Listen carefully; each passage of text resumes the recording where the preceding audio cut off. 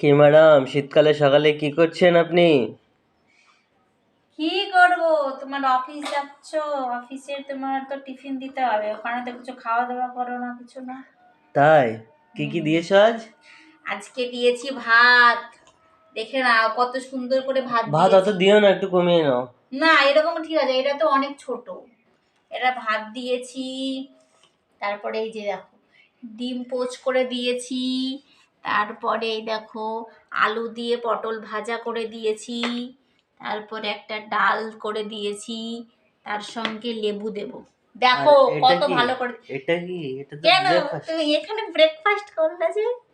এখানে কাঁচা বাদাম, এটা খুব তারপরে দারুণ হয়েছে, ভালো লেগেছে খেয়ে। কাঁচা বাদাম, কাঁচা ছোলা দিয়ে সব রকমের টমেটো টমেটো দিয়ে করে দিয়েছিলাম। ভালো লেগেছে? হ্যাঁ, ভালো লেগেছে। ঠিক আছে। আর কফিটাও দারুণ হয়েছে।